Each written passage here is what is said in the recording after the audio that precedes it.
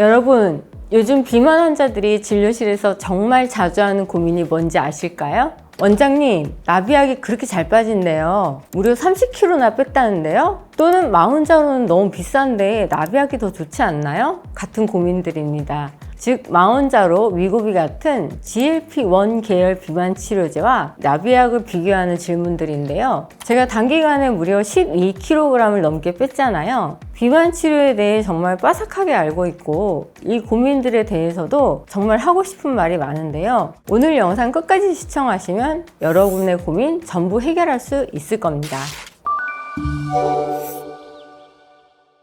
안녕하세요. 16년차 연세의원 대표원장 박성원입니다. 오늘의 주제는 GLP-1 계열 비만치료제 마흔자로, 위고비와 나비약에 대해서입니다. 가장 중요한 점을 먼저 말씀드리자면 GLP-1 계열 비만치료제와 나비약은 절대 병용하거나 동일하게 묶으면 안 되는데요. 왜냐하면 살이 빠지는 메커니즘이 완전히 다르기 때문이에요. 먼저 마흔자로와 위고비부터 말씀드릴게요. 이 두 약은 기본적으로 GLP-1 계열입니다. 작용 원리는 간단하게 말하면 이렇습니다. 배고픔이 줄어들고 금방 차는 느낌이 오래간다입니다. 식사 때마다 배가 고프긴 한데 조금만 먹어도 배가 금방 불러요. 또는 아예 먹고 싶은 생각이 안 들어요 라고 생각하시면 좋겠습니다. 그 이유는 다음과 같은데요. GLP-1 계열 약은 위에서 음식이 내려가는 속도를 늦추고 뇌에서는 포만감 신호를 오래 유지시키기 때문입니다.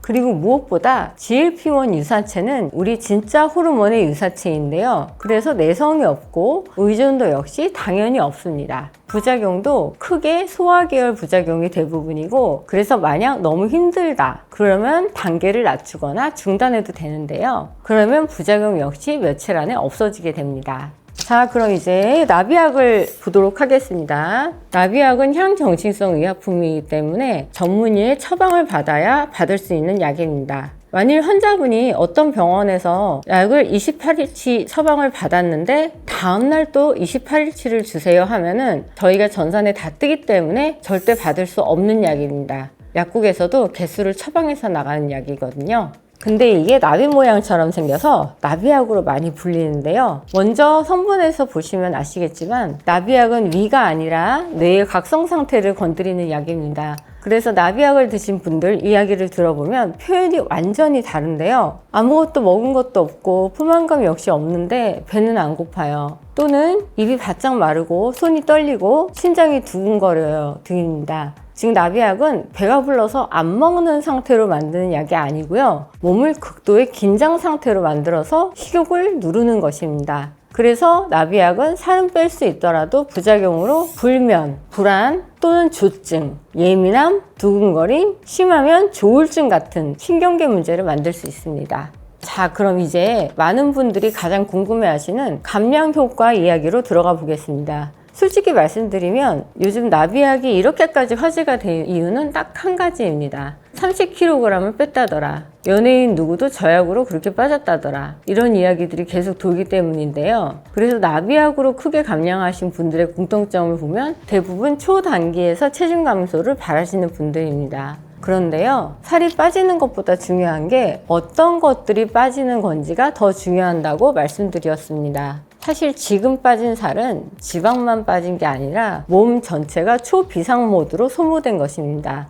실제로 나비약 관련해서 의학적으로 정리된 연구를 보면 단기간, 그러니까 2~3개월 정도는 체중이 빠르게 떨어질 수 있다고 합니다. 하지만 문제는 그 이후인데요. 몸이 계속 긴장 상태에 놓이다 보니까 뇌는 여기에 빠르게 적응을 하고 내성이 생기기 시작합니다. 그래서 처음처럼 식욕 억제가 안 되고 감량 속도는 급격히 떨어지거나 아예 정체되는 경우도 많습니다. 그리고 약을 중단하는 순간 되돌아오는 요요 속도는 굉장히 빠른 편입니다. 그래서 나비약은 의사와 밀착 상담을 하며 아주 조심히 다뤄야 하는 약물인 거죠. 사실 옛날 비만 치료는 식용성 약물이 대세였어요. 그런데 이제 호르몬 유사체 GLP-1 계열 치료제로 발전한 건데요. 즉 나비약이 갑자기 등장한 게 아니라 그 반대라는 뜻이죠. 그래서 GLP-1 계열은 초반에 10에서 20kg 이렇게 자극적인 감량은 안 나옵니다. 대신 식사량이 자연스럽게 줄고 체중이 비교적 일정한 속도로 빠지고요. 일상생활이 역시 무너지지 않는 상태에서 감량이 이어지는 경우가 많습니다. 그리고 또 마흔자로 위고비 역시 제약사 프로토콜대로 투약을 하면 결국 비슷하게 빠집니다. 저도 12kg 넘게 뺐다고 말씀드렸잖아요. 그리고 가족성 고지혈증도 없어졌습니다. 물론 그렇다고 GLP-1 계열 약물이 무적이다? 그렇지는 않고요. 마흔자로 위고비 역시 사용 가능한 환자군, 그리고 투약 중단이 필요한 환자군이 당연히 존재합니다. 다만 그 기준이 그렇게 까다롭지 않다는 거죠.